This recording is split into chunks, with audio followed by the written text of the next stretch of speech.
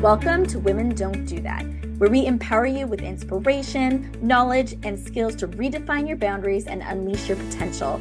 I'm Stephanie Minton, founder and CEO of Beacon North Strategies and your guide. Small town girl turned CEO while navigating career, motherhood, ADHD, and chronic migraines. Our conversations range from interviews with visionary women to solo episodes filled with actionable insights. We are your hub for turning what ifs into let's go. Are you ready to redefine your possible? Let's get started.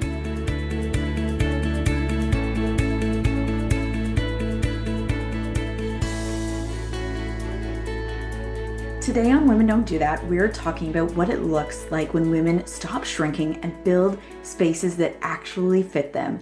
I am really excited today to be talking to Toronto DJ and content creator Elise Purdon. She is the co-creator of Craft Rave, where people bring their knitting, embroidery, and dance.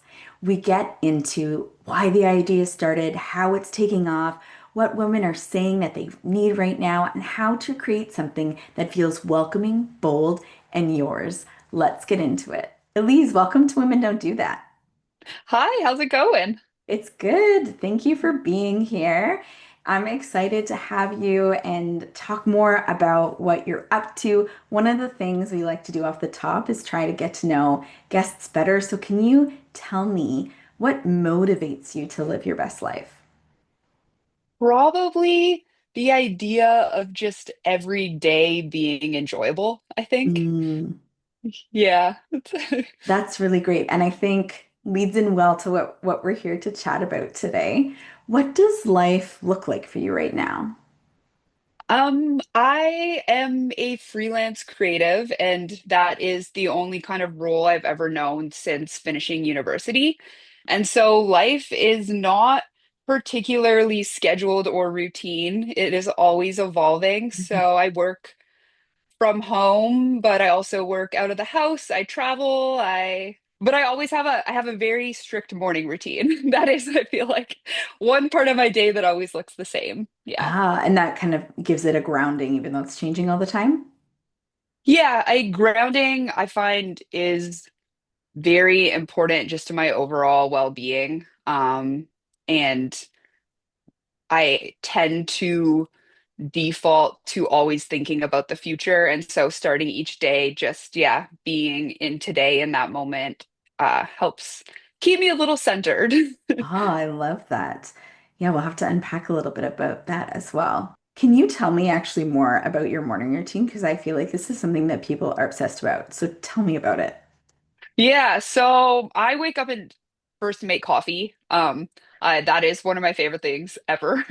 And then I read my a book, just like any kind of novel, for about half an hour as I drink my coffee and slowly wake up. But then from there, I do something called the morning pages, which I don't know if you've ever heard of the Artist Way.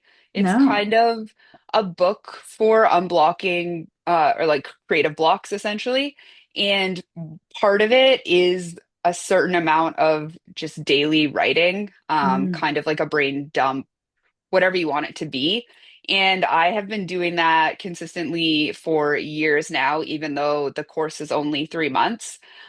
So from after that, I do a little meditation. Sometimes I do breath work, and then I usually try to get out for a walk. This all sounds like very obnoxious, but I have had mental health problems my entire life, and all of these tools have played a very big role in my overall well-being. And so it's not that locked in. For instance, if I'm on vacation or something, I don't have to do it, but ideally I do it. hmm. And that kind of is what that routine looks like. And it does take a while, but I just am someone that needs it. So, Yes. Well, it's very interesting and it's not obnoxious. Don't say that. okay. It's not obnoxious. It sounds very healthy. And I have to say, you and I both talked about this ahead of time, how we both have ADHD. And within the ADHD often is this gift of creativeness, which is obviously something that you have. And it's something that I bring to my brands. I run four different brands. And some of those ideas for those brands came from when you're at the gym or you're in the tub. Like it's not sitting at the desk where you've been like working for 5 hours. So I find sometimes it is so important to make that moments, and yet those moments are really where your thoughts, ideas, the creativity, and the space really comes from. And so it is really important. And it is what the big thinkers of our time that we look at, like they're reading and they're spending time just thinking, like they're blocking those times out in the day. And us doers just usually don't take that time, but it's so important. Yeah, I agree. I think that when I stop using these tools, I quickly find myself on autopilot, even though I am in the creative industries. Like there's a sense of creative autopilot that can happen as well, especially when you've been doing the same job the whole time.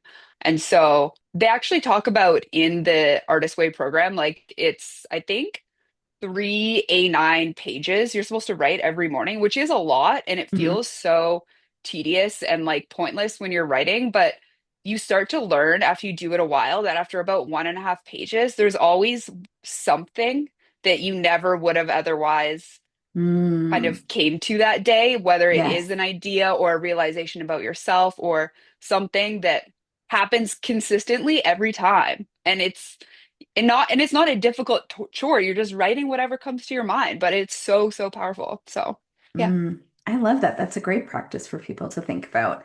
Hmm. Let's jump into some of the other things that you're up to. So you've been doing content, you're also a DJ.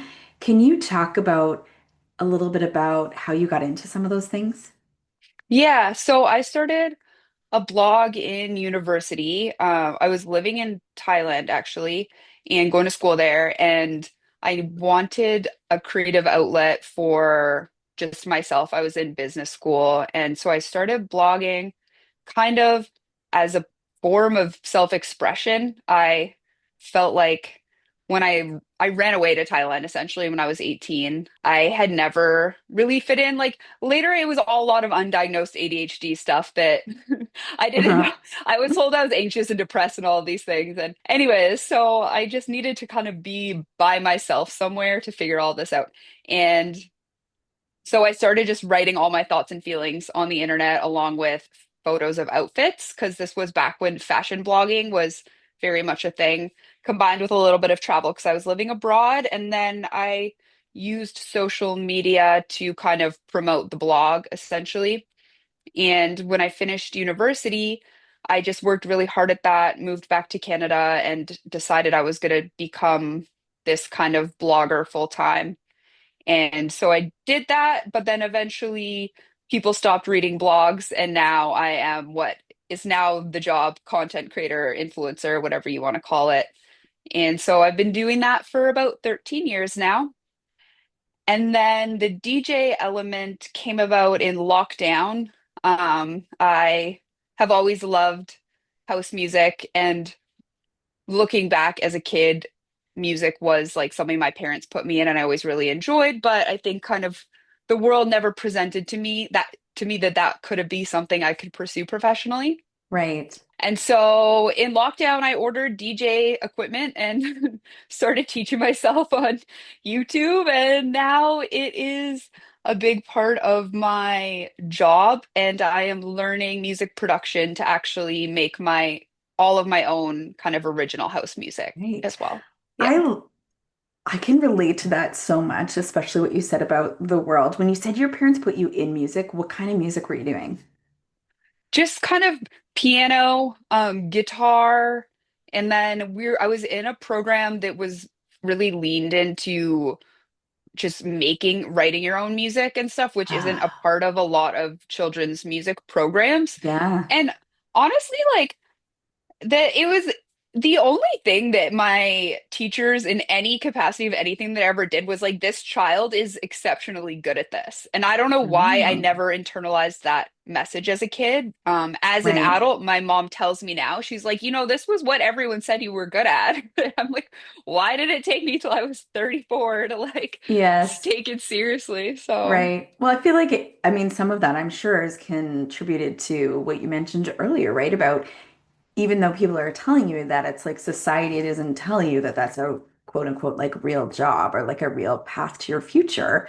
With things like content creation now and the fact that you can, reach audiences in a different way than we would have been able to in our parents' generation, that also really changes things. I am trained in classical singing, so I did the Oh, Royal Conservatory program and have my grade 8 as a classical singer.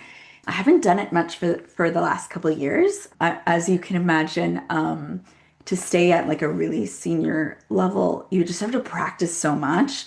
And and I was a soprano, and so my voice is really out of shape, but I'm slowly, leaning back into it a bit because it's just something I love to do so much. It's really lovely to hear about you kind of just picking up DJing, and very ADHD for you to just buy all the equipment and hyper focus. So I love it so much.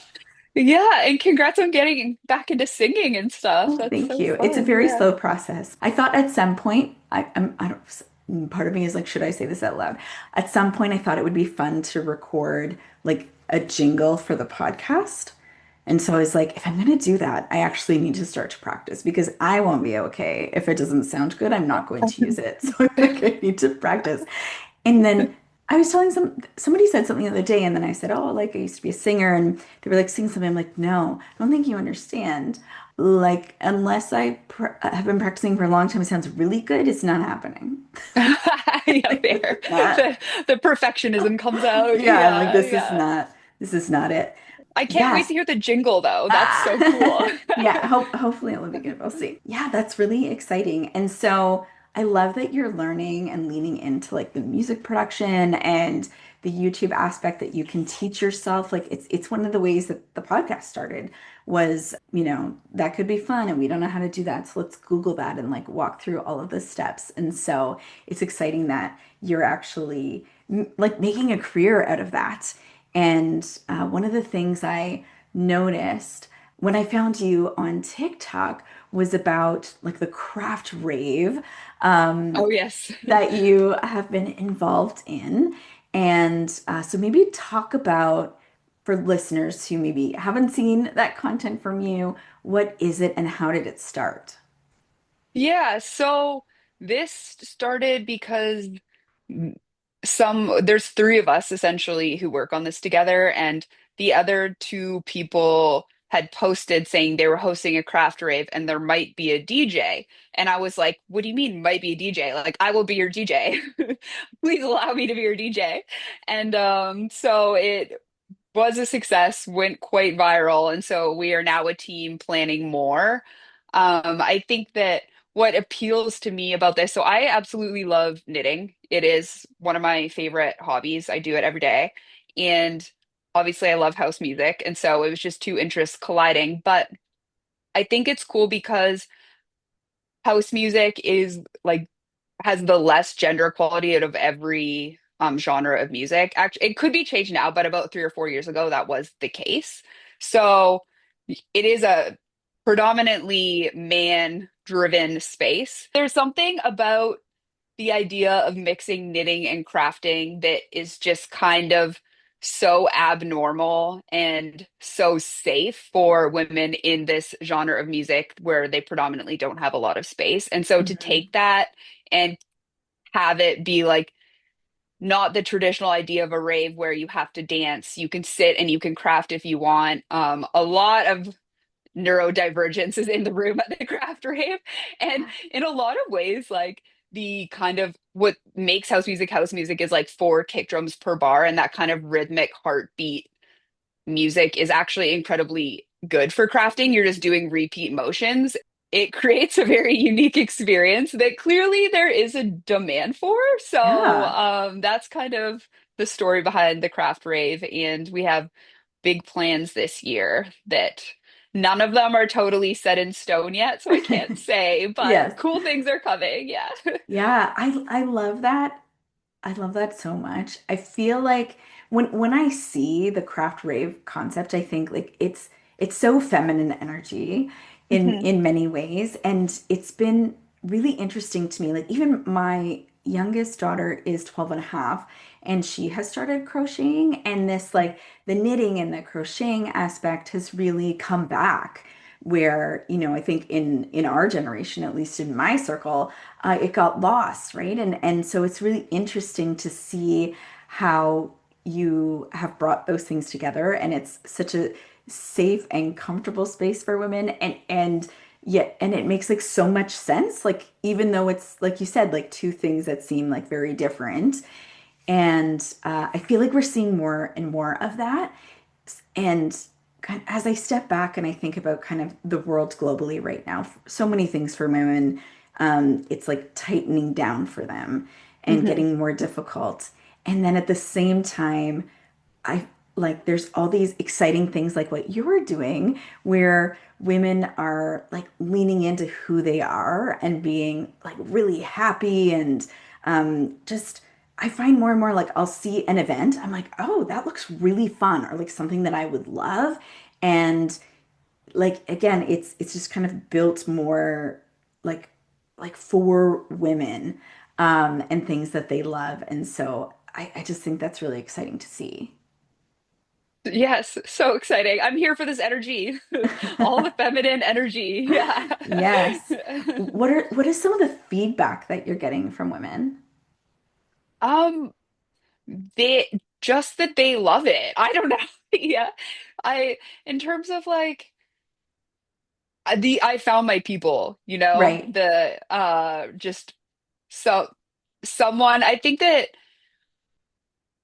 there's this kind of idea of people have many parts, and even if the parts always don't seem like they could mesh, they can, and Mm, that everyone, no matter how odd your parts may seem, there's going to be other people with those parts as well that I don't know if that makes any sense. Like, it does. It makes me think about like niches and content, right? Like yeah. you'll find like this person who does this random thing, but like all the other people that do the random thing just like love it. Like it can be so specific.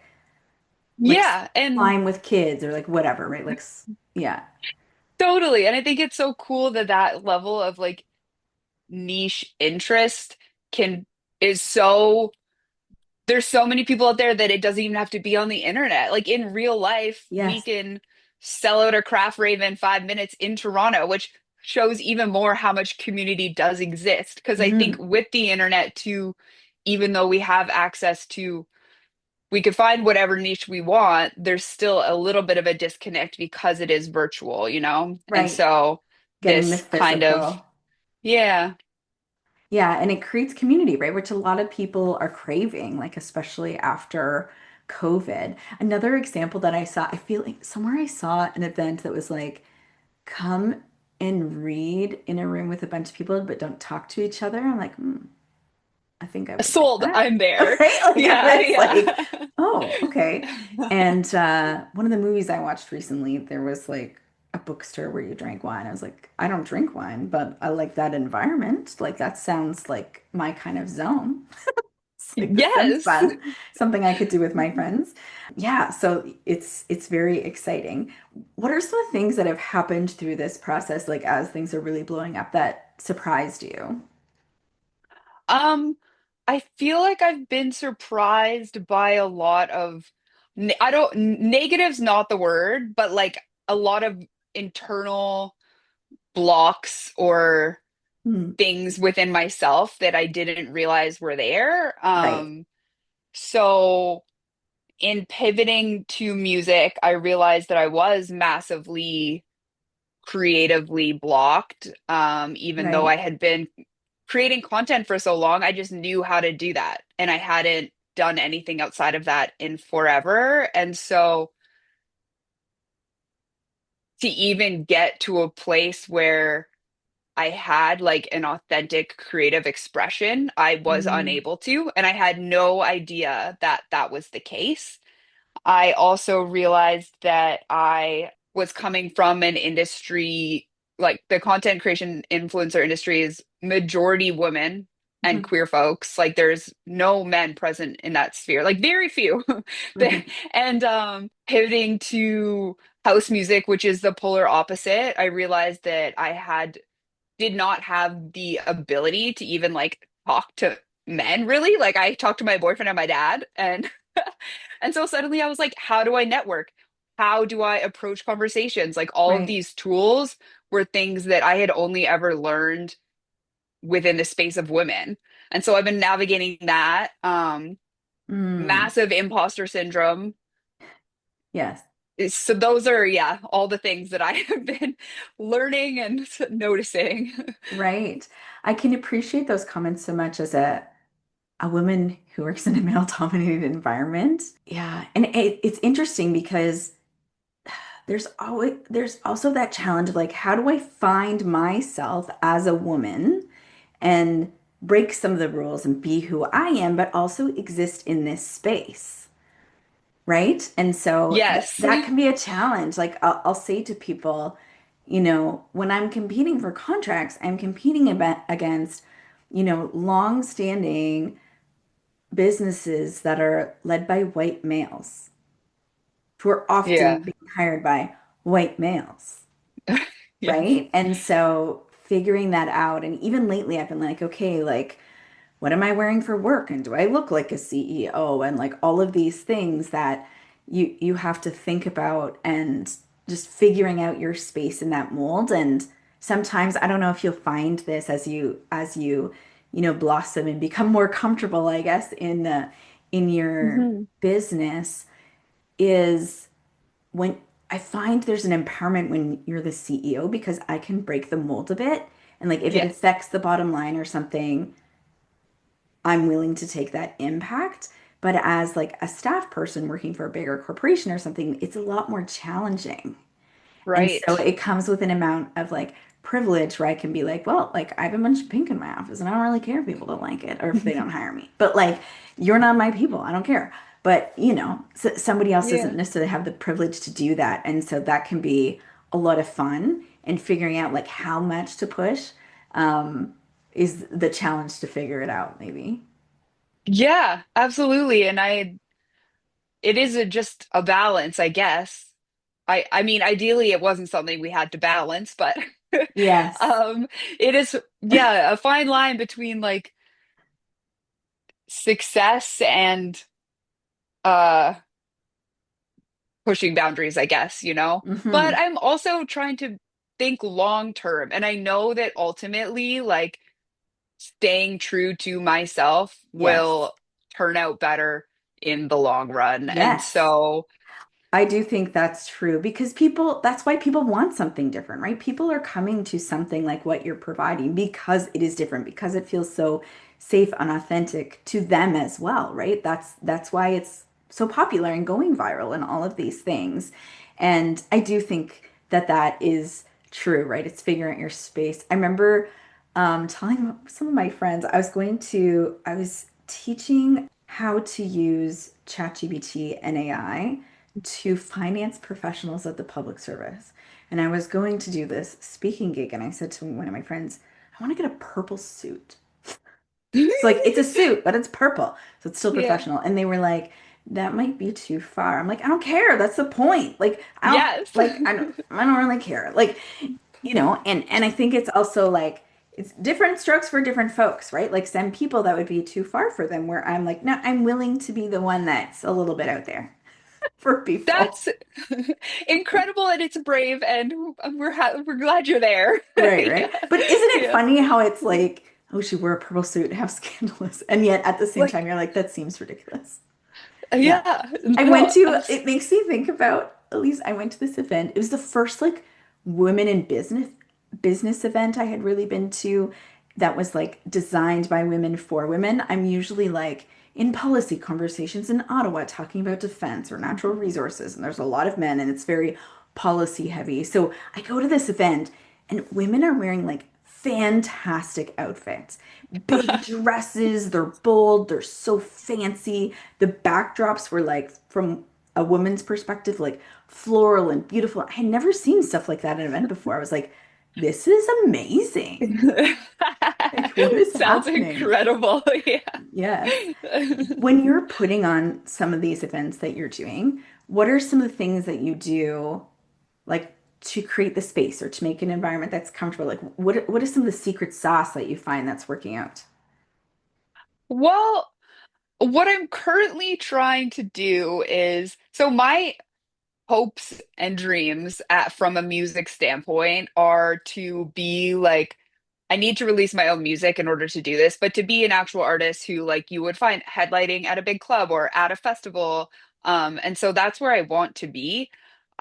Breaking into that space is very difficult. There's this Mhm. idea of like, according to kind of this industry, which actually is funny because this industry is a lot older than the influencer industry. So also when I Mm, started out as a blogger, it didn't really even exist as a job. And so you could kind of do whatever. There was no yes. rules to follow, really. And so there was a freedom there. And now trying to break into an industry that is very set with a lot of kind of protocols and etiquette is another thing that I find difficult to navigate. But there's an idea that you can't be an influencer and a successful DJ. I think a lot of it is rooted in misogyny. There's a lot of misogyny around the influencer industry just because it is so focused on women. And Mm, so, how to even do that is something that I'm yeah. struggling with. So, my current kind of plan is to create these random things that leverage my both of my skills, so my content and platforms and brand, that being like the craft rave, my YouTube channel that is DJ sets, things that the kind of traditional music industry people will look at and kind of like disregard. But if I create these channels and just own in on them for enough time that they are very successful, Yeah. eventually people are going to have to listen. Oh, it's That's kind true. of my Yes, the dream. success Yeah. is like that they have to. It kind of makes me sad that it's so hard, right? It's like why should it be so hard to do these kinds of things? And it makes me think too about how because there aren't very many women in that space, like how much work it is. Like you're literally creating strategies and long-term plans about how to break into Yeah. something, and how much work that is often to be the first, right? And it's even hard to find mentors, I'm sure, to find other people who have done it to talk to, because there's not that many. Anyways, I feel like Paris Hilton would have something to say to some of these Yes. men about the mold. So maybe you can go viral and people can take her, and then Yeah. she will reply or something. So, I can't remember what she said once, but she was in the middle of a DJ set and literally like called out this whole notion of how like she can't be a DJ because she's like cute and blonde. And I don't remember what it was that she said, but it was so iconic. And mhm. yeah, I she has actually think I peaked saw that that video energy. too. Yeah, Yes. yeah. Yeah, like this is literally I'm doing it. So, Yes. And yeah, there are like obviously I think this exists in every not every industry but so many industries. It's just new to me because it wasn't such a part of the industry I was in. Yeah. right, right. Tell So I me just want to more. acknowledge that. Yeah, yeah, Yeah. no, that's good. Yeah. Tell me more about, you said, was it the first event that sold out in 5 minutes? Like, tell me about how it's growing. Yeah. The first one sold out in a couple days. The second one sold out basically immediately. And our next one is not for sale yet. It's going to be slightly bigger. And then we have a very, very large one in the works for after that. And given the reception of the first few, I think it's going to be great. I also feel like there's this crafters in particular are just on it. Like I'm going to a knitting conference in Toronto with my mom, and this conference massive also just immediately sold out. And so I don't know if it's crafting in general that just Yeah, there's like a deprivation of activities perhaps, but right. yeah. Oh, I love that. And have you done events yet in other cities beyond Toronto? No, but I get a message pretty much every day from some even random countries. People like you need to go on tour. But Well, on this, I didn't see as being like my shtick or my right, right. major. Like, but I mean, I'm happy for it to grow into that. But that was just not Yeah. the intention at If all. yeah, but that's kind of the beauty of things sometimes, right? Like you said, like there's all these things that you love that are kind of coming together and they're growing and it's unexpected. And those are some of the best moments, right? Because it surprises you. It's helping women. Women are enjoying it, and it's like sometimes you're getting, some of that path, but maybe it looks differently than what you thought it would. And at the same time, hopefully, you will love the journey. Yes, loving the journey so much. That's really exciting. When you look at your content creator work and your storytelling work that you've done, how does that like feed in or benefit some of this other work that you're doing as well? I definitely have the skill set to create good social media surrounding the promotion of many things at this point. So that's like an obvious answer. However, I think that the idea of like a creator or a founder playing a large role in any kind of event or business, whatever it be's presence on social media is extremely useful and not Mhm. always like a natural skill set to someone in whatever business they may be in. Oh When yeah. I think of like the brands out there that have the most impact on me on social media, like the creators are very present. So I think that there's a little bit of a lucky element in that I come from a background in content and can use it in whatever kind of capacity I need moving forward. But from a music standpoint, I'm still navigating how to what that looks like and how to do a good job of that. I'm still not succeeding in that. I'm need further experimentation to really kind of understand what works. Right. But that's also kind of the beauty of social media. You can really just mess around. Yeah, Like it's it like doesn't eventually cost. Yeah. something lands. Yes, Yeah. hopefully. Yes. The Yes. YouTube is landing. That is doing well. It's just the other music stuff on platforms that I'm still figuring out. So, Yes. I feel like you will get there. And as hard as it is, it's just keeping trying different things, right? Until something happens. Yeah, that resiliency will pay you off well, even though sometimes it can be hard to continue to do the work while you wait for it to actually transpire. yeah, as we're talking about it though, I also like want to acknowledge, I think that having been on social media for so long, there is a bit of a toxic relationship to it. Like I got Hmm. on it as a means of creative expression, and then after a long time, it just became a game of trying to succeed on it, Right. which is also somewhat necessary when you do it as a job. What that balance looks like, though, I don't know. And so that a big part of what I'm trying to accept right now is removing a little bit of the game and seeing it creatively again, because Mm, when you get so lost from that, it's like impossible to really be successful at it.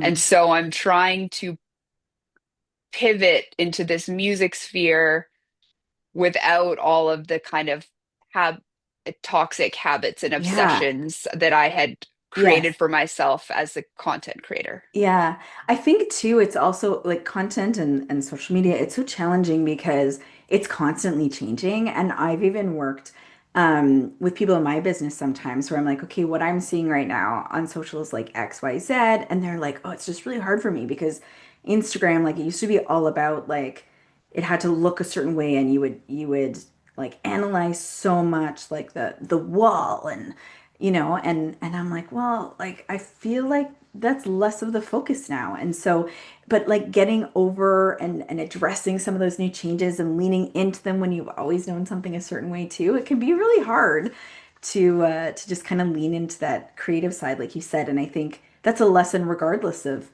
where you work, right? And with so many jobs being changed significantly by AI, like the same Hmm. thing, right? In terms of trying to figure out, what your space is and where things work.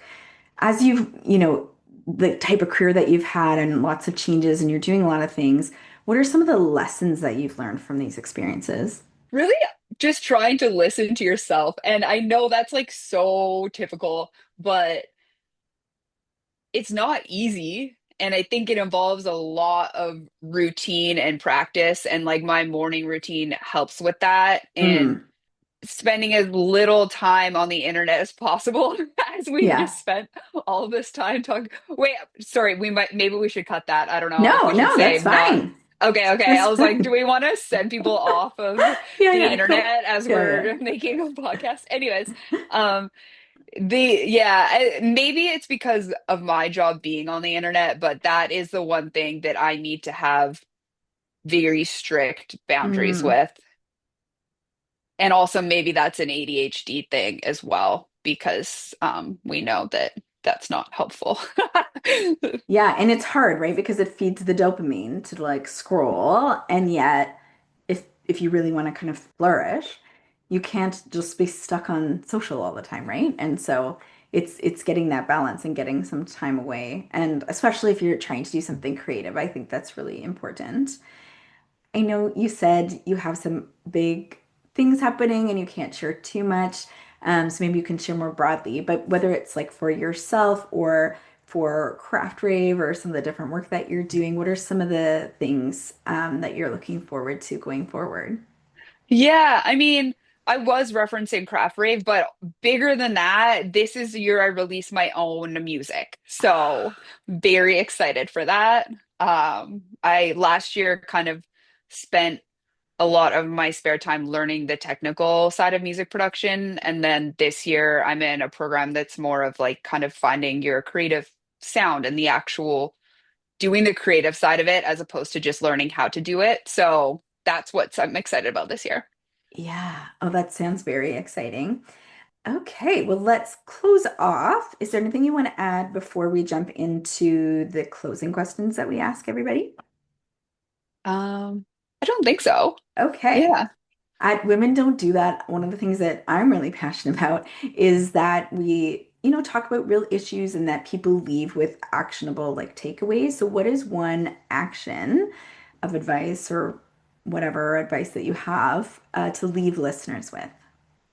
Um, this is kind of silly. It costs a little bit of money, but it there are ways to also avoid this cost.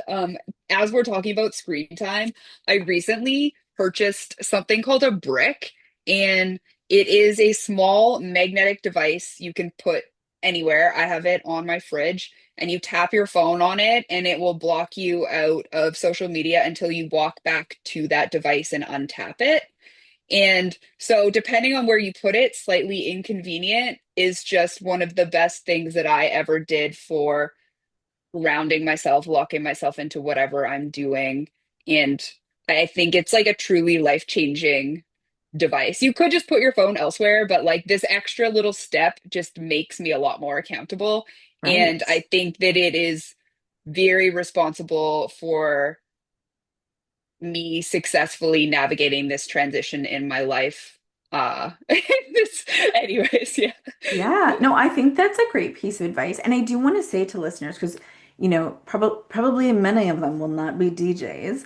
Uh, but is that broader lesson, whether it's like, for parenting or work or like me as a business owner, like that time away from social or anything to recharge and like some of the practices that you had or giving space to think or to write really do allow you to flourish in whatever it is in your life. And so I do think that is a great practice. And somebody posted about that online and I think I saved it somewhere. So it's a good reminder that maybe that's something I need to do.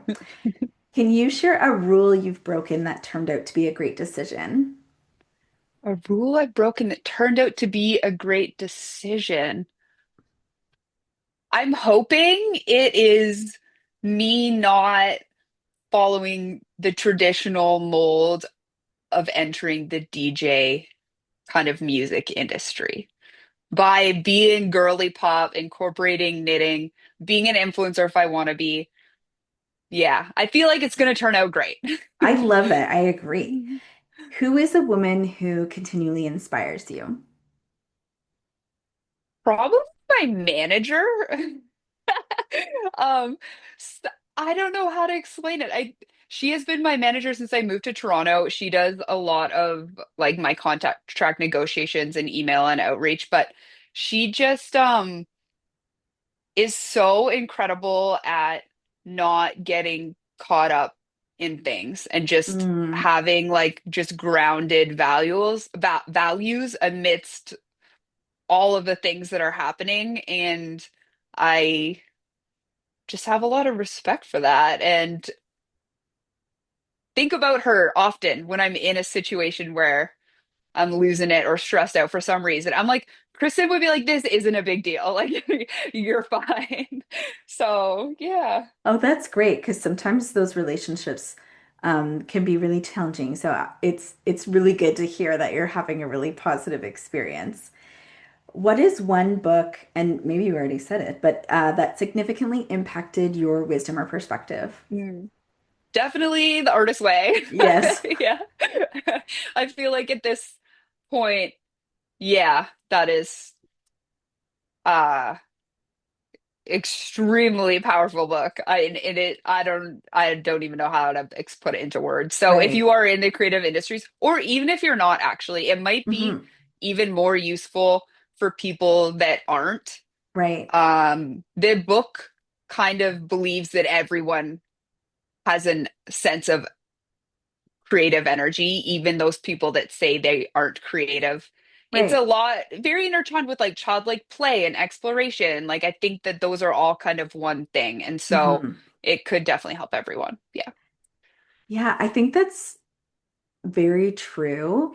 And when I think about, especially with the link with ADHD, like so many entrepreneurs are people who have ADHD, and some of that secret sauce is their creativity. And when I think about you talking about like writing 3 pages a day, like as somebody with ADHD, I'm like, that sounds awful. Hmm. However, it's also what helps unlock some of that secret sauce, right? And so it's definitely going to go on my reading list anyways. Yeah, absolutely. I hope you enjoy it. And I Thank do you. think that we're talking about ADHD again, there's an element of a lot of these activities that we've talked about that are different and unique and are appealing are very neurodivergent. And I kind Mm, of feel like we're also seeing this surgence of like people learning about ADHD and yes. suddenly not masking it as much and just Mhm. doing what all of the things we thought were normal things to do. And now we're like, no, we can do these other things if we want.